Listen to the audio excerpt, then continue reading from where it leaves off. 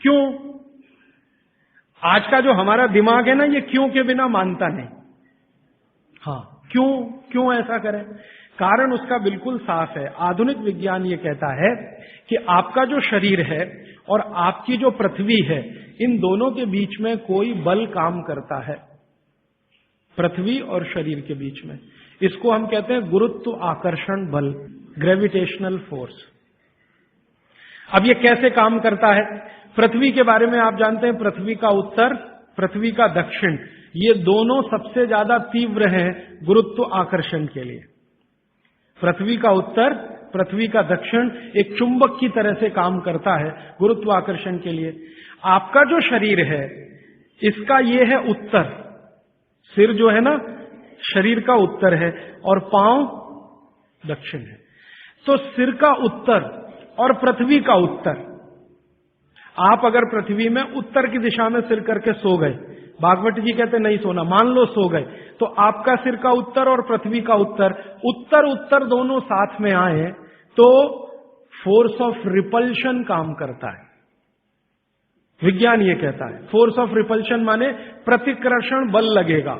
तो आप ऐसे ऐसे समझो इसको कि ये उत्तर है और आपने उत्तर में सिर किया, तो उधर से एक प्रतिकर्षण बल आपके शरीर पर काम करेगा। तो ये प्रतिकर्षण बल जब शरीर पर काम करेगा, धक्का देने वाला बल, तो आपके शरीर में संकुचन आएगा, कॉन्ट्रैक्शन। और शरीर में अगर संकुचन आया तो ब्लड प्रेशर पूरी तरह से कंट्रोल के बाहर जाएगा, क्योंकि ब्लड को भी प्रेशर आएगा। क्योंकि शरीर को प्रेशर आया ना, तो शरीर में खून है, खून को भी प्रेशर आएगा, और अगर खून को प्रेशर है तो नींद आएगी ही नहीं। मन में हमेशा धड़पड़ चलती रहेगी, हृदय की गति हमेशा तीव्र रहेगी। तो उत्तर की दिशा पृथ्वी की है, जो नॉर्थ पोल कहलाती है। हमारे शरीर का उत्तर ये है सिर। अगर ये दोनों एक ही दिशा में हो, फोर्स ऑफ रिपल्शन काम करेगा, प्रतिकर्षण बल लगेगा, शरीर में संकुचन आएगा, नींद आएगी ही नहीं। अब इसका उल्टा कर लो, आपका सिर दक्षिण में कर दो, ठीक है? पृथ्वी का दक्षिण में आपका सिर कर दो, तो आपका सिर तो नॉर्थ हुआ और पृथ्वी का दक्षिण हुआ, साउथ हुआ। तो आपका नॉर्थ माने उत्तर और पृथ्वी का दक्षिण, ये दोनों एक दिशा में है, तो फोर्स ऑफ अट्रैक्शन काम करेगा, एक बल आपको खींचेगा। और अगर आपके शरीर पर खिंचाव पड़ेगा, मान लीजिए आप लेटे हैं और ये पृथ्वी का दक्षिण है और इधर आपका सिर है, तो आपको खींचेगा अगर कोई, तो शरीर थोड़ा सा बड़ा होगा। जैसे रबर खींचती है ना, इलास्टिसिटी, ऐसे ही शरीर में थोड़ा सा बढ़ाव आएगा। जैसे ही शरीर थोड़ा सा बढ़ा तो बॉडी में रिलैक्सेशन आ गया। आप अंगड़ाई लेते हैं ना, एकदम शरीर को तान देते हैं, फिर क्या लगता है? बहुत अच्छा लगता है, क्योंकि शरीर को ताना तो उसके बाद शरीर में थोड़ा बढ़ाव आया, आप बहुत रिलैक्स फील करेंगे। तो इसलिए भागवत जी ने कहा कि दक्षिण में सिर करेंगे तो शरीर पर फोर्स ऑफ अट्रैक्शन है, उत्तर में सिर करेंगे तो फोर्स ऑफ रिपल्शन है। फोर्स ऑफ रिपल्शन में शरीर पर दबाव पड़ता है, फोर्स ऑफ अट्रैक्शन में खिंचाव पड़ता है। खिंचाव और दबाव एक दूसरे के विपरीत हैं। दबाव से शरीर में संकुचन आएगा, तो खिंचाव से शरीर में थोड़ा सा फैलाव आएगा। तो फैलाव है तो आप सुखी नींद लेंगे, और उस पर दबाव है तो नींद नहीं है। इसलिए उन्होंने बहुत बेहतरीन विश्लेषण दिया है। ये विश्लेषण मैं मानता हूं जिंदगी के सारे मानसिक रोगों को खत्म करने का अकेला है सूत्र। नींद अच्छी अगर ले रहे हैं आप, तो समझ लीजिए दुनिया में बहुत सारी चीजें आपके शरीर से बाहर। भोजन अच्छा है, नींद अच्छी है, और क्या चाहिए? तो आप नींद अच्छी लें, ब्रेन हमेशा आपका फोर्स ऑफ अट्रैक्शन पे रहे, इसके लिए दक्षिण में सिर करके सोना बहुत अच्छा, और नहीं तो पूर्व में करना। अब पूर्व क्या है? पूर्व के बारे में पृथ्वी पर रिसर्च करने वाले सब वैज्ञानिकों का कहना है कि पूर्व न्यूट्रल है। पूर्व जो है ना न्यूट्रल है, ना तो वहां फोर्स ऑफ अट्रैक्शन है ज्यादा, ना फोर्स ऑफ रिपल्शन है, और अगर है भी तो दोनों एक दूसरे को बैलेंस किए हुए हैं। इसलिए पूर्व में सिर करके सोएंगे तो न्यूट्रल आप भी रहेंगे, तो आसानी से नींद आएगी और अच्छी नींद आएगी। पश्चिम का आप पूछेंगे जी, पश्चिम के लिए अभी रिसर्च होना बाकी है। भागवत जी मौन है उस पर, कोई एक्सप्लेनेशन देकर नहीं गए हैं। और आज का साइंस भी लगा हुआ है, कोई रिसर्च अगर आ गई तो मैं जरूर आप तक प्रेषित करूंगा। पश्चिम के बारे में सोने के हिसाब से, वैसे तो बहुत रिसर्च हो चुकी है पश्चिम पर, वास्तु वालों ने बहुत काम कर लिया है कि पश्चिम में क्या होना चाहिए क्या नहीं होना चाहिए, लेकिन सोने के हिसाब से, स्लीप के हिसाब से जो सूत्र में बात कर रहा हूं, वो रिसर्चेस पश्चिम पर कम हुई हैं, पूर्व पर हो चुकी हैं, दक्षिण पर बहुत हो चुकी हैं, उत्तर पर तो सबसे ज्यादा हो चुकी है। तो ये 3 दिशाओं को ध्यान में रखना है सोते समय। माने पूर्व में सिर करके सोए तो बहुत अच्छा, नहीं तो दक्षिण में। अब इसके आगे का सूत्र और भी मजेदार है, बहुत इंटरेस्टिंग है। भागवत जी कहते हैं कि किन को पूर्व में सिर करके सोना और किन को दक्षिण में, उन्होंने कैटेगरी बना दी। तो वो कहते हैं जो साधु हैं, जो सन्यासी हैं, जो ब्रह्मचर्य का पालन कर रहे हैं, जो गृहस्थ जीवन नहीं जी रहे हैं, जो दुनिया की मोह माया से दूर हैं, इन सबको पूर्व में ही सिर करना हमेशा। और जो दुनिया चला रहे हैं, घर चला रहे हैं, गृहस्थी चला रहे हैं, परिवार चला रहे हैं, पत्नी के साथ रह रहे हैं, बच्चों के साथ, उनको दक्षिण में ही सिर करना। अब यहां बिल्कुल क्लियर हो गया, अब कोई कंफ्यूजन नहीं रहना चाहिए। आप जितने लोग हैं सब अपना परिवार चलाने वाले, घर गृहस्थी चलाने वाले, दुनिया चलाने वाले लोग हैं, तो आप तो आज ही अपने बेड की पोजीशन बदलो। दक्षिण में सबके सिर होने चाहिए बेड के।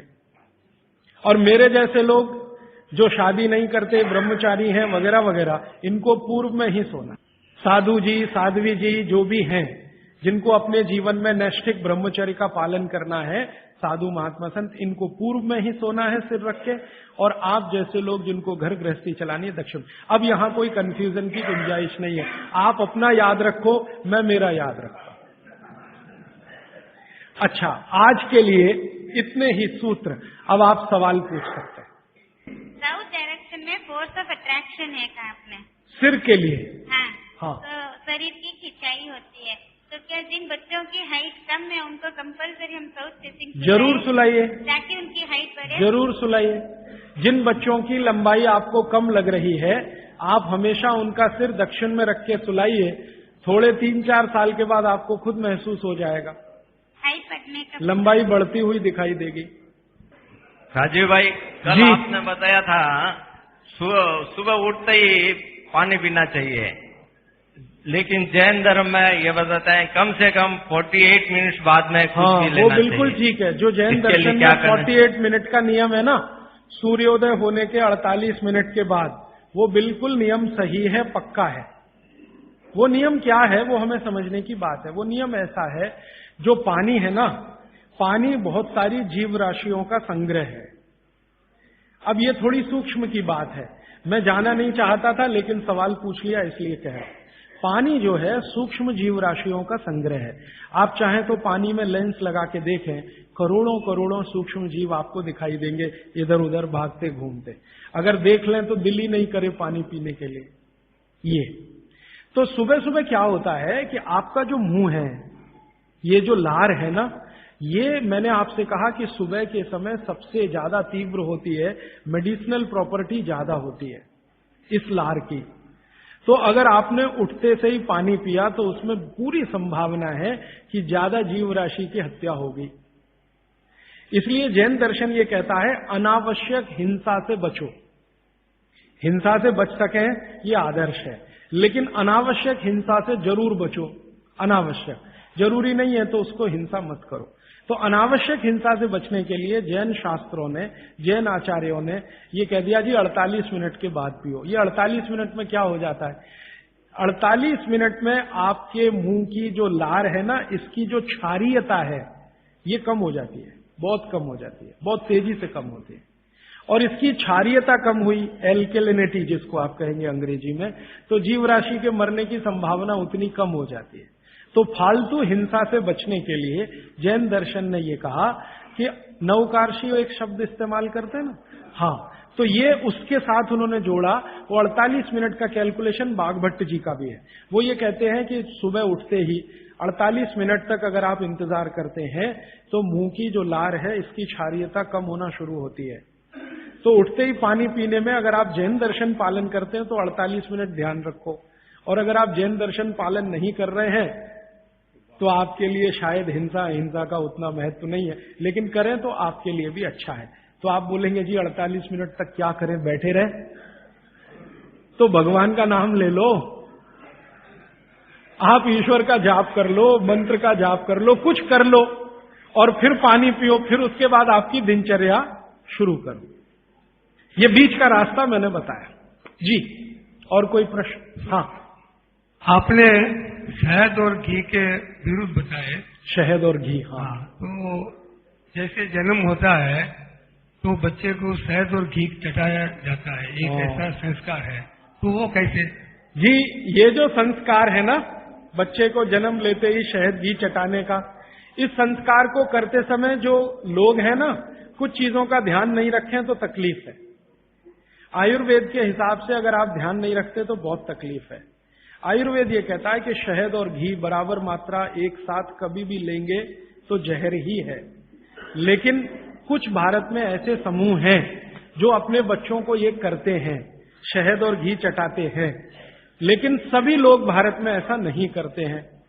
बहुत सारे लोग नहीं भी चटाते, लेकिन जो चटाते हैं उनको मैंने पूछा, ऐसे कुछ समूह हैं भारत में जो चटाते हैं, उनको मैंने पूछा तो वो मुझे एक इंटेलिजेंट उत्तर देते हैं, और वो बागवट जी का भी सही है। वो ये कहते हैं कि जी हमने शहद और घी साथ में चटाया तब जब उसमें गाय का मूत्र थोड़ा मिलाया था या गाय के गोबर का रस डाला था। अब ये जो गाय का गोबर और गोमूत्र की जैसी बात आती है तो तुरंत मेरे ख्याल में आता, पंचगव्य बनाते हैं ना, पंचामृत या पंचगव्य, तो उसमें शहद और घी भी होता है, लेकिन गोमूत्र के साथ या गोबर के रस के साथ। फिर हम लोगों ने थोड़ा काम किया कि ये गोमूत्र अगर मिला दिया शहद और घी में तो क्या इसकी विषकारकता कम हो गई? तो बाद में कल या नहीं तो परसों मैं इस पे विस्तार से आने वाला हूं कि गाय के मूत्र को मिलाते ही शहद और घी एक दूसरे के साथ मिलने को तैयार है, माने उनकी दुश्मनी कम है। माने गाय के मूत्र में एक केमिकल है जिसका नाम है सल्फर। ये सल्फर दुनिया का अकेला केमिकल है जो दो विष के बीच में डालो तो दोनों को न्यूट्रल करता है, लेकिन खुद का प्रभाव बढ़ाता है, तो सल्फर बढ़ता है। तो कुछ लोगों को मैंने पूछा जो ये कर रहे हैं, तो वो कहते हैं हम बच्चे को शहद और घी चटाते हैं, लेकिन थोड़ा गोमूत्र देकर, माने थोड़ा गोमूत्र एक बूंद या आधा बूंद मिलाकर, तो शायद उनके लिए वो अनुकूल पड़ता हो। लेकिन आप ये ना करें, ये मेरी विनती है। आप इसको, बच्चे को अगर चटाना है तो खाली घी चटा दें, अगर चटाना है तो खाली शहद चटा दें, शहद और घी मिलाकर ना चटाएं। एक ही कंडीशन है कि जब बच्चे को कोई ऐसा गंभीर रोग ना हो, अगर मान लो कोई बहुत गंभीर रोग है जिसमें विष ही देना है, मान लीजिए कई रोग ऐसे हैं जिसमें विष दवा का काम करता है, ऐसे कई रोग हैं जिसमें विष दवा का काम करता है, उस कंडीशन में जरूर बच्चे को दिया जा सकता है। जैसे एक बहुत खराब रोग होता है, कई बच्चों को होता है, जन्म लेते ही उनके शरीर का जो त्वचा है ना, उनका रंग बदलना शुरू होता है। कई बच्चों को मैंने देखा एकदम तांबई कलर के हो जाते हैं, ये जो कॉपर होता है ना, कॉपर, ताम्र, उसी रंग के बच्चे की स्किन होना शुरू हो जाती है। उस बच्चे को जरूर शहद और घी ही चटाना पड़ेगा, नहीं तो ठीक नहीं होगा, उसके लिए वो काम आएगा। तो अलग अलग परिस्थितियों में, लेकिन सामान्य बच्चे के लिए ये ठीक नहीं है, उपयोगी नहीं। जी श्रीमान जी, आयुर्वेदिक दवाओं के साथ जो डॉक्टर की दवाएं भी चल रही है तो उसको ले सकते हैं? बिल्कुल मत लीजिए। दवा जो है ना, आप भरोसे से आयुर्वेद की लीजिए तो उससे ही आपको बहुत बड़े परिणाम मिल जाएंगे। एलोपैथी की दवाएं साथ में खाएंगे तो कोई अच्छे परिणाम तो नहीं, बुरे परिणाम जरूर आ जाएंगे। अर्जुन की छाल का जो पाउडर आप जी के साथ लेना कह रहे हैं, जब हम लेते हैं तो उसको पथरी के जैसे जमने की शंका रहती है या डाउट रहता है? अर्जुन की छाल से पथरी होने की शंका ना के बराबर है। पथरी होने की शंका एक ही चीज में है कि अगर आप चूना ज्यादा खाएं तो। अर्जुन की छाल से आज तक मैंने नहीं सुना किसी को पथरी हुई है, क्योंकि अर्जुन की छाल में जो कैल्शियम है वो बहुत ही कम है, और जो है वो बहुत आसानी से घुलनशील है, वो आसानी से डाइजेस्ट होता है। पथरी होने की संभावना तभी है जब आप ज्यादा चूना खाएं। जी, पेशाब करने के पश्चात पानी पीना ठीक है या पहले पानी पीना। कल तक इंतजार कर लीजिए इस नियम के लिए, ये कल आने ही वाला है। आप पूछिए जी। क्या जी? काढ़ा शाम को भी पी सकते हैं, लेकिन सुबह सबसे अच्छा। शाम को चाहें तो पी सकते हैं, लेकिन सुबह सबसे अच्छा। शाम को पिएंगे तो नुकसान तो कुछ नहीं है, लेकिन फायदा भी बहुत नहीं आएगा। फायदा सबसे ज्यादा काढ़े का लेना है तो सुबह का ही। जी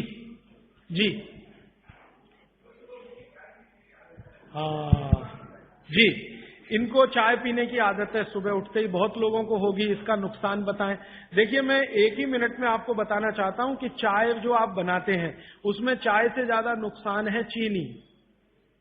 ये जो शुगर है ना, चीनी, इसका चाय के साथ कोई मेल नहीं है। अगर आप चाय पी रहे हैं, मैं से तो मत पिए, क्योंकि आपकी तासीर के अनुकूल नहीं है। चाय के जो केमिकल है ना, भारत के लिए उपयोगी नहीं है, भारत में रहने वाले लोगों के लिए। यूरोप और अमेरिका के लिए बहुत अच्छी है यही चाय, हमारे लिए वो जहर है। कॉफी तो और भी ज्यादा, गर्म देशों में चाय कॉफी अच्छी नहीं है। फिर भी अगर आप पी रहे हैं, आप मानते हैं कि खराब है, लेकिन क्या करें, आदत से मजबूर है, तो मैं एक तरीका बता देता हूं। वो तरीका ये है कि चीनी की जगह गुड़ की चाय पी लीजिए। क्यों पी लीजिए वो समझिए। गुड़ जो है ना क्षारीय है, और चीनी है ना अम्लीय है। चीनी जब डिसइंटीग्रेट होती है तो उसके जो अंतिम परिणाम है वो एक एसिड के रूप में ही है, और गुड़ जब डिसइंटीग्रेट होता है तो उसका अंतिम परिणाम है वो क्षार के रूप में है। आपके पेट में अम्ल वैसे ही बहुत है, और सुबह सुबह तो ज्यादा ही होता है, और उस समय अम्ल वाली चाय और पिए जो चीनी मिलाई हुई है, तो ये एसिडिटी ही बढ़ाएगी आपकी। तो बेहतर है कि आप चाय पिए तो गुड़ वाली पिए। अब गुड़ वाली चाय जब पिएंगे तो दूध नहीं डाल सकते उसमें, क्योंकि दूध फट जाएगा गुड़ से, क्योंकि दूध और गुड़ की दोस्ती नहीं है। तो फिर बिना दूध की चाय पिए। तो आप काली चाय पिए, गुड़ डाल के पिए। और मेरी छोटी सी एक बात अगर मान लें कि अगर काली चाय गुड़ डालकर आप पी रहे हैं तो थोड़ा सा नींबू का रस डालें तो न्यूट्रलाइज होगी ये। नींबू का रस एसिडिक है, गुड़ जो है ना क्षारीय है, तो गुड़ मिलाई हुई चाय को अगर न्यूट्रल करना है तो थोड़ा नींबू डालकर नींबू की चाय पिए। ठीक है, ऐसा कर। लेकिन इसको पीने से पहले पानी जरूर पिए, वो नियम ना भूलें जी। हाँ, इसलिए मैंने बोला कि गुड़ में जो है ना क्षार है और नींबू जो है एसिडिक है, तो क्षार अम्ल मिले तो न्यूट्रल होगा, तो न्यूट्रल चाय हो जाएगी जब आप पिएंगे। मैं नहीं चाहता कि क्षारीय तत्व भी ज्यादा जाए आपके पेट में, क्योंकि क्षार भी नुकसान करता है। तो गुड़ डाल दिया तो क्षारपन आया चाय में, तो थोड़ा 2-3 बूंद नींबू के रस की डालिए तो फिर न्यूट्रल हो जाएगा, वो आप पिए। तो जीवन भर आप बिना किसी दुख और तकलीफ के पी सकेंगे उसको। और अगर आपको बन पाए तो हरे पत्ते की चाय ही पिए। ये जो चाय आती है ना बाजार में, टी डस्ट, ये आप में से किसी के लिए भी अच्छी नहीं है। आपको अगर पत्ते वाली, हरे पत्ते वाली चाय मिल रही है तो वो कम से कम इतना जरूर फायदा है कि वो एंटीऑक्सीडेंटल प्रॉपर्टी वाली है, क्योंकि हरे पत्ते को सीधे निकालकर सुखाकर आप बना रहे हैं। तो वो इससे बेहतर है जो चूरे वाली चाय आप पी रहे हैं, थोड़ी बेहतर है जी। कई देशों में हमने देखा है कि भोजन लेते समय वज्रासन में बैठ के भोजन लेते हैं। तो ईस्टर्न कंट्रीज में करते हैं, इंडोनेशिया में, मलेशिया में, थोड़ा सा मंगोलिया में जाएं तो वहां भी करते हैं। वज्रासन में बैठकर वो लोग भोजन कर सकते हैं, आपके लिए उतना अनुकूल नहीं है, क्योंकि आपको भोजन के बाद वज्रासन करना अनुकूल है। भोजन करते समय आपके लिए सुखासन या उकड़ू बैठकर आसन वही अनुकूल है। अब ये क्यों है, एक दिन रुक जाइए, परसों मैं एक्सप्लेन करने ही वाला हूं। और मैंने ये भी नोटिस किया है कि यहाँ के लोग भोजन लेने के बाद शहद लेना वाजिब समझते हैं, इसलिए क्योंकि डाइजेशन में हेल्प करता है। लीजिए ना, मैंने मना नहीं किया, लेकिन जैन दर्शन का पालन अगर आप कर रहे हैं तो मत लीजिए। और अगर आप जैन दर्शन में पालन नहीं कर रहे हैं अपने जीवन को, तो आप शहद लेने के लिए स्वतंत्र हैं। जैन दर्शन में है तो मैं स्ट्रिक्टली बोलूंगा ना करें, क्योंकि उसमें हिंसा और अहिंसा की बात आएगी। शहद जो है ना जीव राशियों का समूह है, और बड़ी मक्खी के शहद में ज्यादा जीव राशियां। पानी कितना लेना चाहिए ये सबके लिए अलग अलग है। तो इसका सूत्र बता देता हूं। हर व्यक्ति को कितना पानी पीना चाहिए, आप अपना वजन करिए। वजन अगर 60 किलो वजन है तो 10 से भाग दीजिए इसमें, तो 6 आएगा और 2 घटा दीजिए, तो आप 24 घंटे में 4 लीटर पानी पी सकते हैं। अगर 70 किलो वजन है तो 10 से भाग दीजिए, 7 आएगा, 2 घटा दीजिए, तो 5 लीटर पूरे 24 घंटे में पानी पी सकते हैं। किसी का वजन 40 किलो है, 10 से भाग दीजिए, 4 आएगा, 2 घटा दीजिए, 2 लीटर पानी पूरे दिन में पी सकते। हर व्यक्ति अपने वजन के हिसाब से पानी तय कर ले, जितना वजन 10 का भाग और 2 घटाना।